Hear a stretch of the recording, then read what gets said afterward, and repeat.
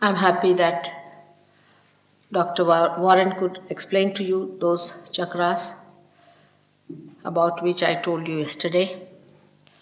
Because in one short lecture, you can't cover all these points.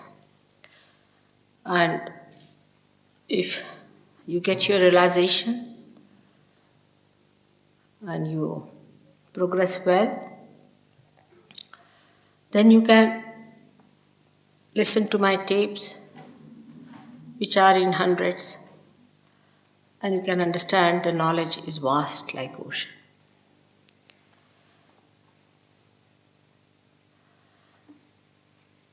As I yesterday told you, that when you get enlightenment, you become the knowledge.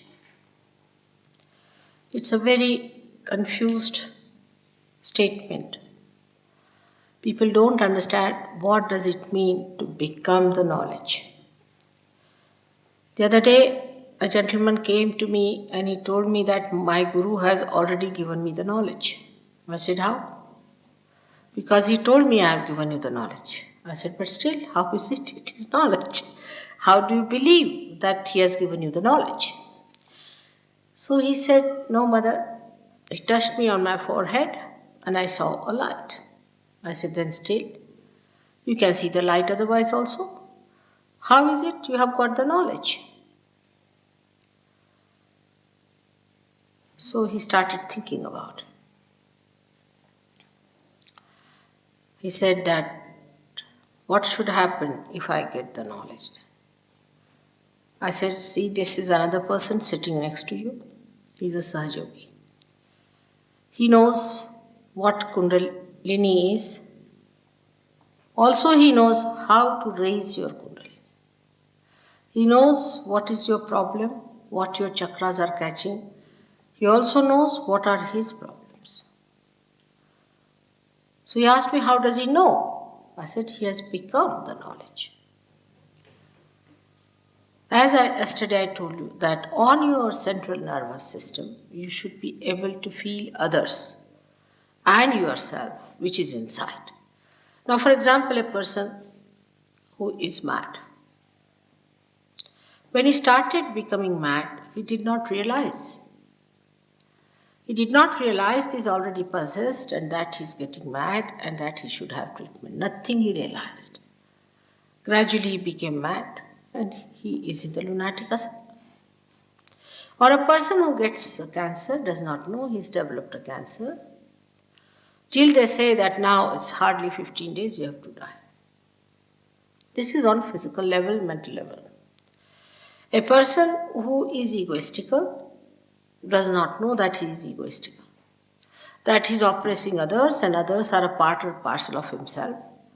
Like Hitler never realized that he was such a horrible devil, that he will go to hell.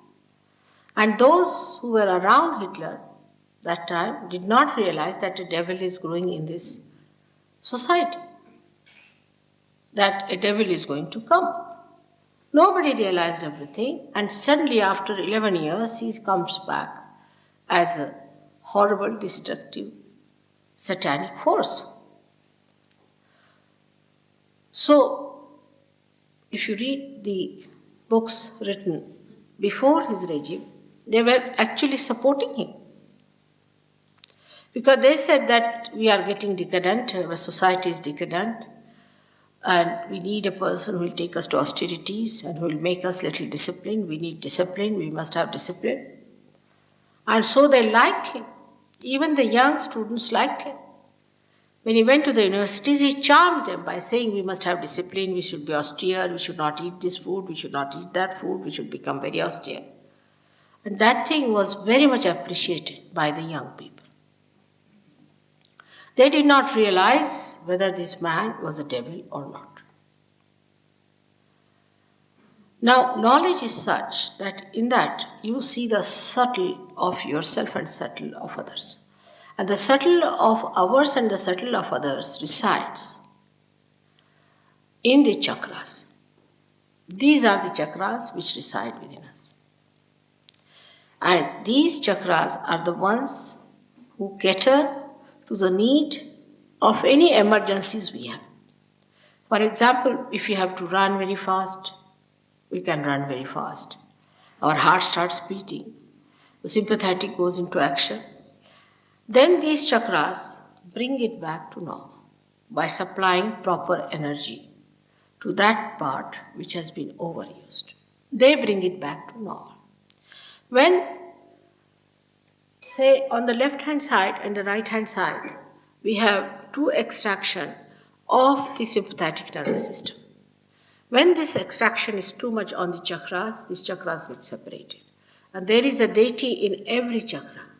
And when that deity sleeps off, there is a separation from the whole, because that is how we are connected with the whole. This is supposing is the vertebra, is like this. Once it is broken off, you are broken off from the whole. The control is lost. Once the control is lost, then you start working on your own. Once a cell starts working on its own, it becomes malignant. It loses that relationship with the whole which gives it balance, a sense of proportion and coordination, how much to grow, and that's how cancer is set in.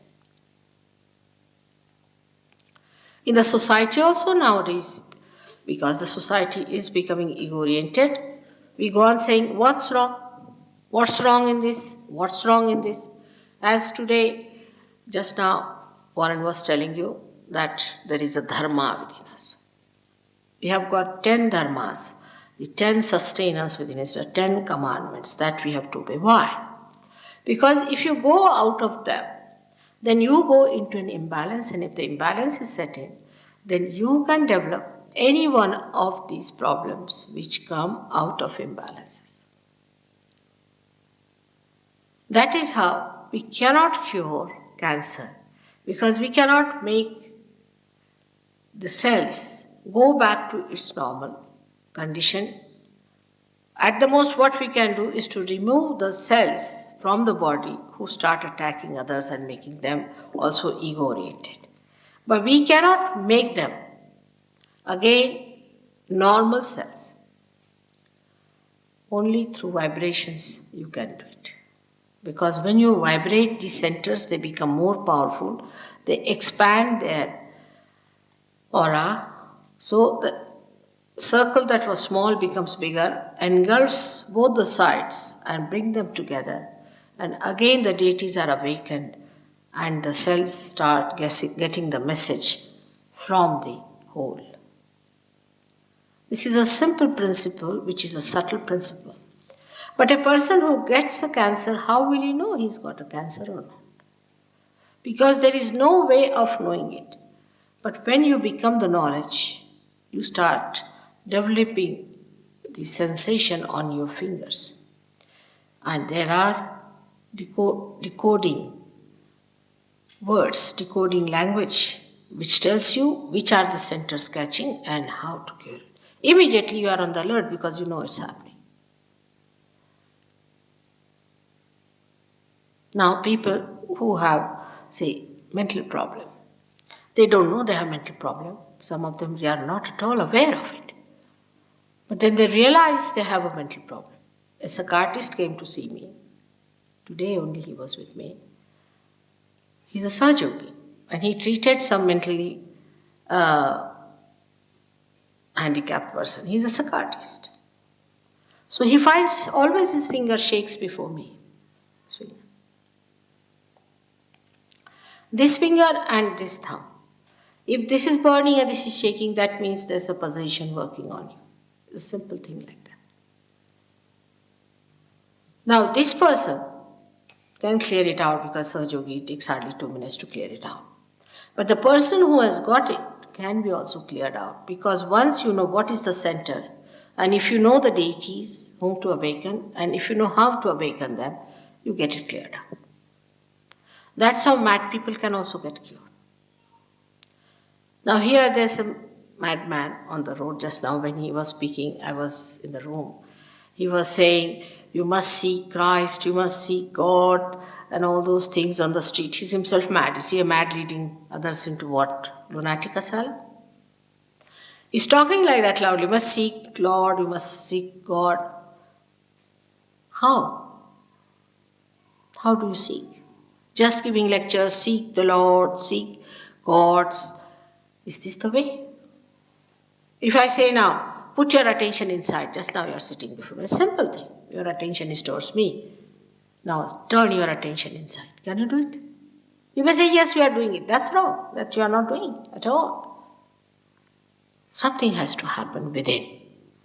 Unless and until something happens, your attention cannot go inside. Many people just believe into something false.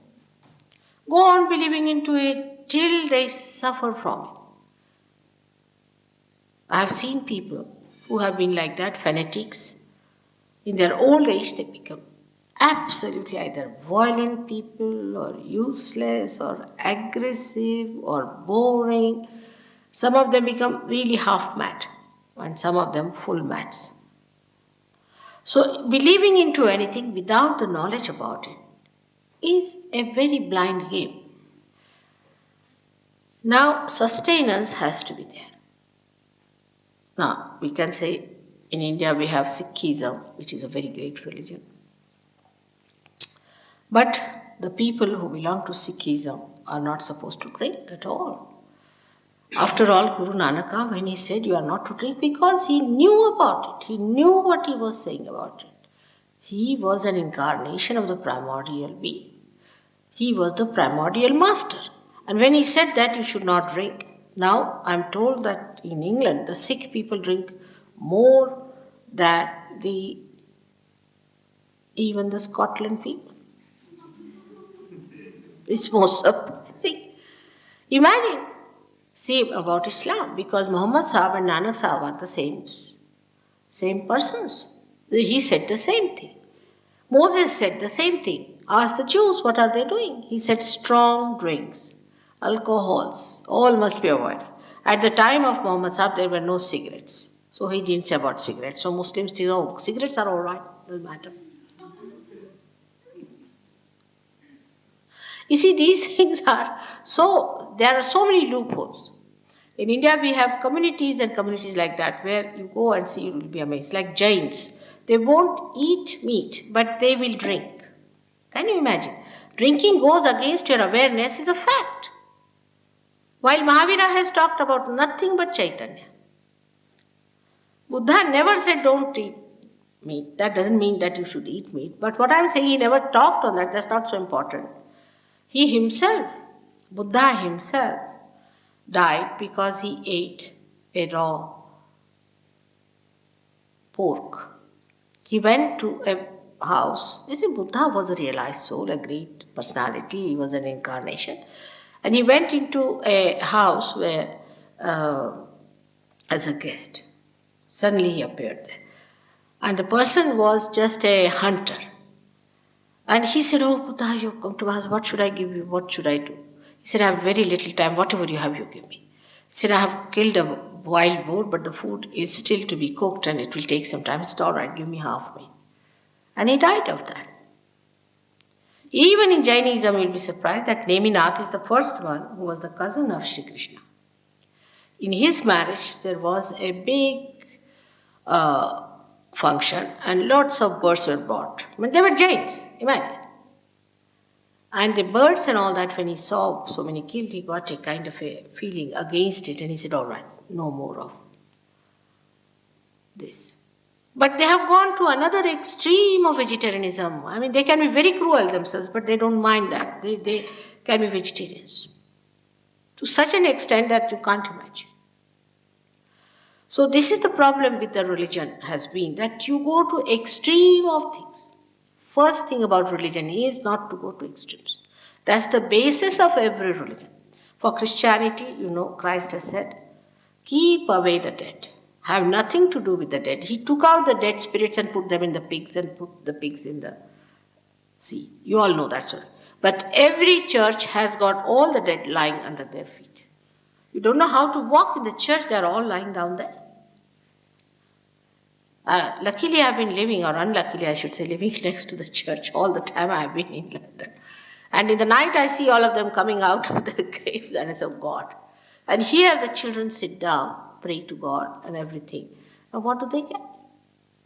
No wonder Catholicism is bringing such a catastrophe or this so-called Christianity. I mean, the basics of every religion has been contradicted by the disciples. Because Christ is the one who controls the dead. He is the one who sucks the effects of the dead. And he absolutely banned them. Everywhere you go, any church. Only in India they don't do it. Somehow, I don't know how they have managed it. But here, every church you go, there's dead bodies lying everywhere. Sahajogis now don't go to church because they're frightened. Once a Sahajogi is caught up by a spirit, immediately he knows he gets a headache, he doesn't want to go there. But a person who is not a Sahajogi, he goes to a church, he catches the bhoot, he does not know. One of my disciples had a mother who was a Catholic lady, very staunch Catholic. And she was MA in mathematics and things like that, you see, a very staunch Catholic. She came to see me and I told her that you should give up all this fanaticism about church going, because in the church there are all these dead bodies placed there. But she wouldn't listen to me. Now, then after old age, about 60 years, they go mad, actually, really. And she started using her B-Day for WC, all sorts of things, problems arose. But she would get up in the morning of Sunday, get ready and go to church and come back very nicely. Every time it was a Sunday, she would get up, she would dress up well, go to church and come back. As if somebody was taking her down there. And somebody was bringing her back. But one day it happened that she got lost.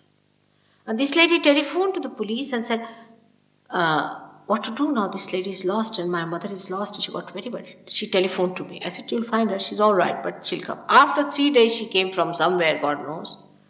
Came back. And again, she started the same things, using this for that and that for that, and absolutely like a mad person. But the police said nothing doing. Now you better put her in the old man's place. So she put her in one of these places where the old people live. Now, this Mari, my disciple, she told me it's most amazing. The people who are there are mostly Catholics or Christians. They are all mad like this. The nurses are having a bad time. But all of them get ready on a Sunday and go to a church which is specially made for them. Can you imagine? Just look at this obsession. It's an obsession with us. We must know these are obsessions. We are not free people. We are slave to these things. Now, once you come to this side, the other side of slavery are our habits. They enslave us.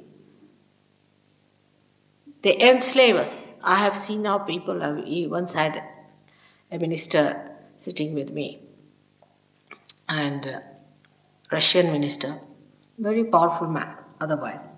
And suddenly he got up. He was the host. Suddenly he got up. Oh, I must go. I said, what happened? He said, I am a sick man. I said, what's the matter with you? You see, I'm a football fan and I can't sit any longer. The football match must have started. Imagine, he was the chief host. And so many people were there, he just couldn't sit. I mean, he could not glue himself to the chair and he wanted to get up and walk. And he just didn't know what to do. I was amazed. He had no poise, no control over himself. I mean, I just thought must be some possession from this football is coming to him, or what is it? But such a grown-up, matured person behaves like this. This is nothing. Other habits that we have are much worse. And they all enslave us. We can't live without them. Anything that is in this world is for us. We are not for anything. If anything can enslave us, we should know that we are the masters of everything. If a chair doesn't make you comfortable or uncomfortable, it's not important. What is important is that this doesn't enslave you. Nothing should enslave you. The one who is a king, who is the emperor, is least bothered. If you put that person on the street, he'll sleep well. If you put him anywhere, he'll be happy. That's the person is the real emperor. But not the emperor who cannot live without complete comfort. If he's slave of the comfort, then he's not an emperor. All these things we can learn when our center here, Nabhi chakra, is awakened. When the light spreads in that area, in the void, the green color you see, then what happens immediately in that light? You don't see anything. But the light works. Enlightenment is such that it goes into action. The light itself acts. Can you imagine? The light itself acts in you. We had a doctor who was very fond of wines, drinks, and I never tell you don't drink. I never say that because I don't want people to run away. No, nothing of the kind. You sit down comfortably. Just take your realization. Then we'll see about it. This fellow gave up his drinking next day. But then he had to go to Germany. And he thought, I better try some special type of wine that he had liked.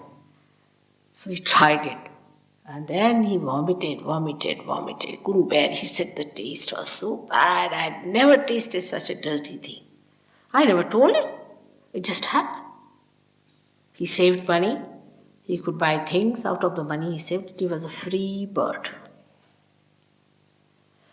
But I don't have to tell you this because we are so addicted and identified that even if you say that this can happen with Sahaja Yoga, many people will refuse it. Our identifications have gone so deeper into our being, our hangs up, as we say, that we are not free people at all. We might be free politically, all right. But this is so superficial. The spirit is the only thing that is free within you, which has no hangs up, which has no habits, which does not stick on to anything, is completely detached and emitting joy to us. It is the thing that makes our spirit, our attention so enlightened. Now, enlightened attention, as I said, is not the attention that we understand that there's a light, we see the light, nothing of the kind. But with this enlightened attention, our awareness becomes enlightened. So that we start feeling other people on our hands. Like the other person here sitting yesterday, you must have seen. आप जरा ठीक से बैठिए, सब लोग क्या सोचेंगे? कायदे से बैठिए, अब हिंदुस्तानी आदमी. The other day, one gentleman was here and he told me that your energies are different from mine. Nothing of the kind. If you have negative energies, for the time being you will shake. Definitely you will shake for a while. No doubt if you have too much negative energies. Like once we had a program and some people were there, some Brahmins. And they were very much against me because I am not a Brahmin. They said, we'll not have a mother's program. I didn't know all these stories. They never told me. But they came before me and started shaking like this. So I said, why are you shaking so much? They said, we are Brahmins and we understand you are Shakti, so we are shaking. I said, but why are you shaking? Nobody is shaking here. So they pointed out to other 4 people. They said, see, they are also shaking. So I said, go and find out from where do they come. They went and found out that they came from lunatic asylum. I said, relatively, you should see who are shaking are you and these people, nobody else. So if there are negative forces, do shake a little bit. But we should see again, what's the use? What's the use of getting this energy within us? That is very important because we are utility-oriented people. Everything must have an utility. As it is, what do we have which has utility in this world? Nothing. If we had something which had real utility, we would not hanker after anything else. The hankering is still on, so we should conclude that whatever we have got now is not the ultimate. The utility of the ultimate is that once you get the ultimate, everything becomes relative. Everything becomes relative. That is, what becomes relative is all these changing things, all those things which are perishable, all those things which try to enslave us, all those things they are attracted outwardly but inside they are like snakes. And what we become is a detached personality. आपको कोई शिकायत है क्या? Sorry, yeah? शिकायत है, इससे some problem होती है. तो फिर आराम से बैठिए, पर सामने बैठे ना ये लोग उसका गलत समझ लेते हैं. Now, our idea about any understanding about religion is that we go to a limited church and a limited society, limited club, do exactly the same, wear the same sort of dresses, wear the same sort of cap or things, we belong to one religion. There is nothing like that. It's all man-made. You see, it's all artificial. Whatever is man-made is artificial, you know that. They write it down also for all the clothes that are made by man. They say man-made material. So it's not God-made. It's we have made our own religions and we are fighting for it. The religions are something within yourself, within your being. It has nothing to do with what sort of nonsense we have made out of it. This is the quality of a person. Like carbon has got 4 valencies, you have got these 10 valencies. And if these valencies are missing, then what happens that as in the combination of chemical combinations you have seen, if one valence is missing, it becomes a negative and then it combines with another. So there are negative and positive valencies. So if you have some additional valencies with you, then you jump onto other people. If you have less, then you catch some other people. It's exactly the same as it happens in a chemical compound. Now these valencies within us are to be there to give us a balance, and that's what Warren has told you what it means. When you get your realization, your dharma, your 10 commandments get enlightened, means you get empowered. You become that. You go beyond religion. You don't have to follow anything, you just become. You become so integrated. For example, some people, it doesn't suit to have, say, potatoes. They will just don't like it. Just don't like it. Before realize it's just the other way around. If they are not supposed to eat potatoes, they'll eat potatoes more. After realization, you won't just have it. You won't have it. You are so integrated. The sustenance within us gets so enlightened that our priorities change completely. We start judging everything on vibrations. Now we have a little girl, you have seen Olympia.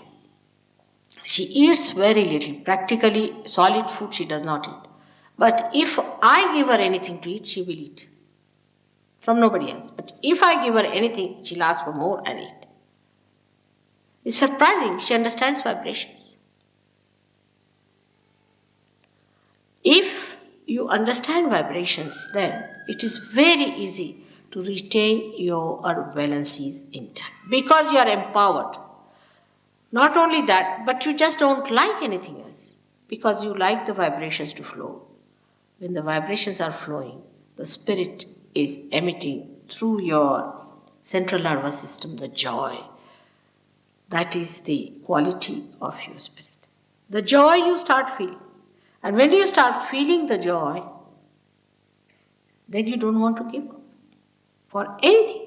Just don't want to give up. You want to enjoy it. So you become the knowledge and the attention which is actually placed in this area and sustained by your liver becomes enlightened. As I told you yesterday, sitting down here, if you want to feel about anyone, you can find out.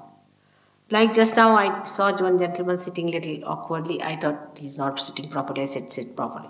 But then I paid attention to him. I knew he was not well. So I said, have you got any problem? He said, yes. I said, then it's all right. So with attention, you immediately understand a person, what's the problem with that person is.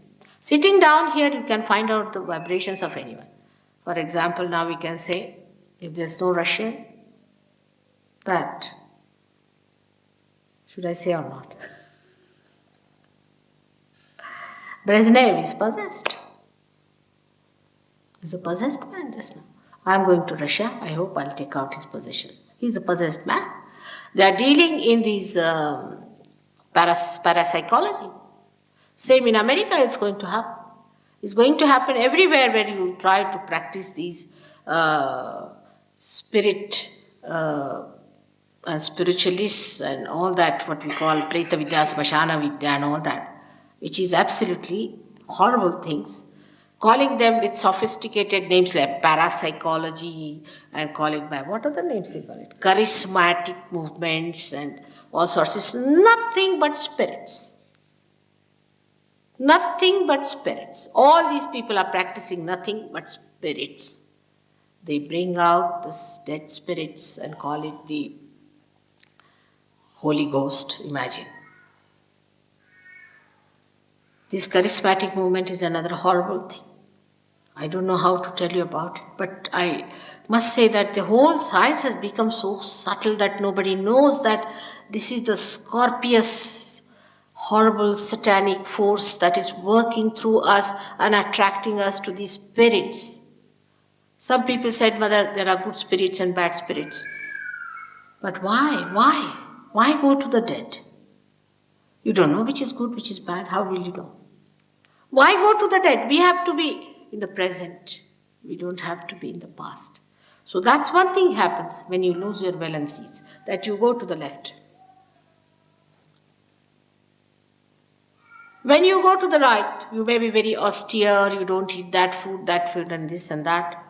You may become a very ego-oriented person. You go to another side called supraconscious, the collective supraconscious. The left side is the collective subconscious and the right side is the collective supraconscious. When I started my work, I decided not to talk about these dead spirits. I said, I'll manage without that. That's not possible. For 3 years, I never talked about it. I didn't talk about the deities. I didn't talk about anything. For 3 years, I managed it. But then among us, a lady came who was practicing all these things. And she possessed so many people. And thousands of people used to go to her. She would tell them which horse will come first. Where is the money lost?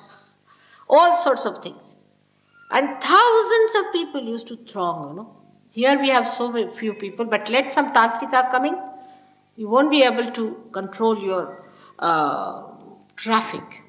This will be the condition with any one of these horrible people coming in. And this lady really made me talk of these things. And that's what it is, they exist. So going to the left or to the right, you go into a problem because you enter into an unknown area which is very dangerous. Very dangerous. For your information, cancer is caused by left side movement. I have not seen one patient of cancer who has had no such experiences. For example, these fake gurus or this initiation by these horrible people or reading the books of these left-sided things like, what's his name, is Rampa, Sampa and all these so-called Buddhists. Any one of these things can cause cancer. And recently I saw a very good film on this by your television here, English television. They showed where some doctors had made an investigation and they said that they have seen that the cancer is triggered by some proteins which they recognize. They call them as 52, protein 52, 58, that's the name they give.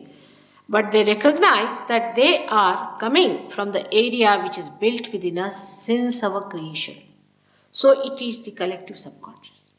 And they have pictured also that, photographed. So now, though, what I have said about 10 years back, they are saying now, but they are reaching that point. They have to just cross the limit. They have to just get their realization.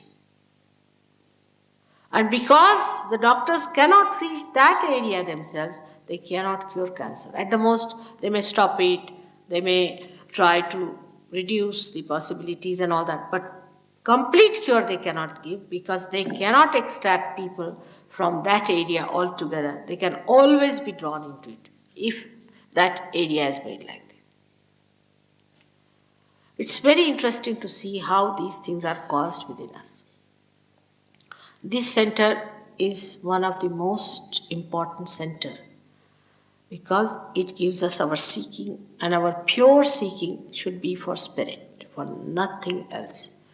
But those people who go wrong, all that you see in such people who have bent their forehead before wrong people, They develop a ridge on their head.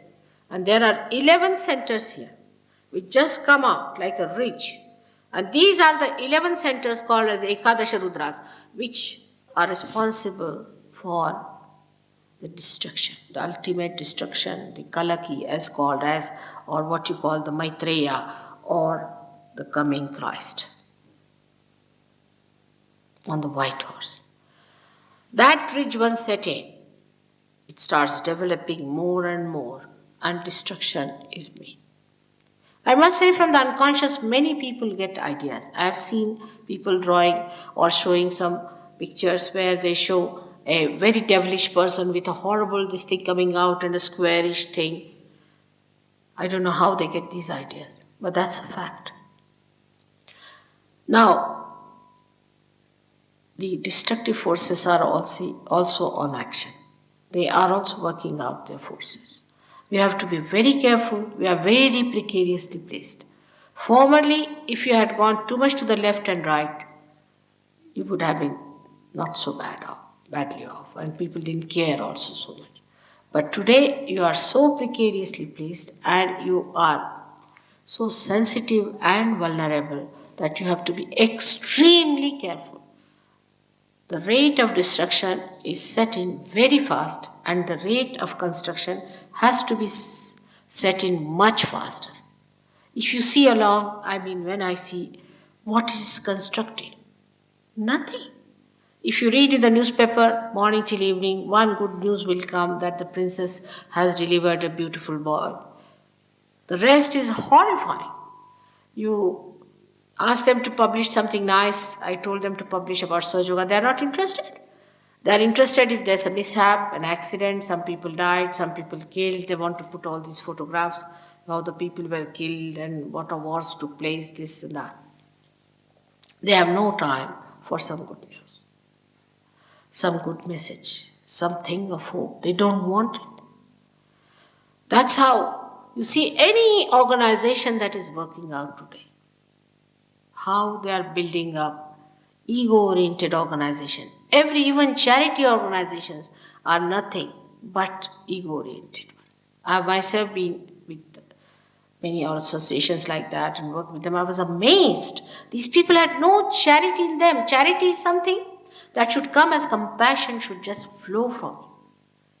But it is some sort of a camouflage for earning better position or a better status and all nonsense going on. A person who is charitable is actually a person who just flows. Who is the other to be charitable? If they are the part and parcel of me, whom am I going to be charitable?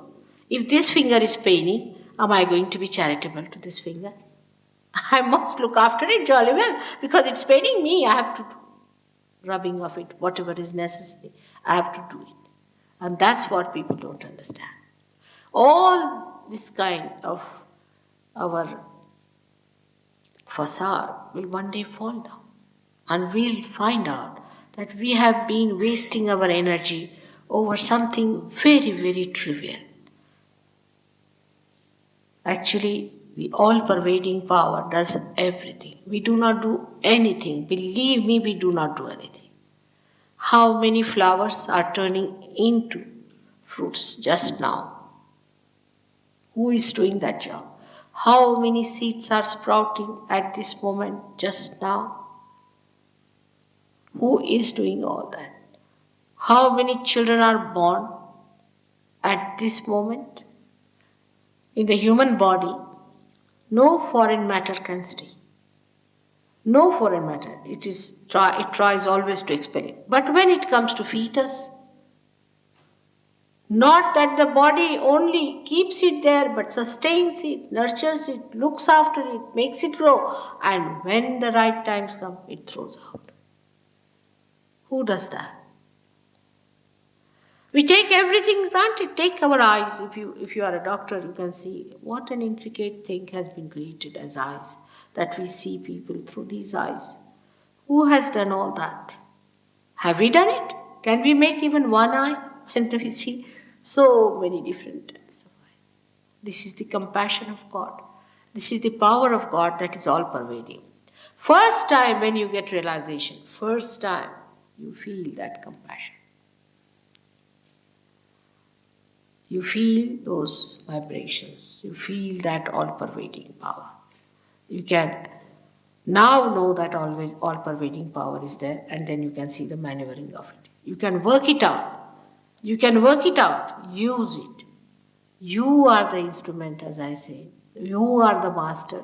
Only you have to assume that power. Warren, I hope, has told you how he came to me. I don't know if he's told you.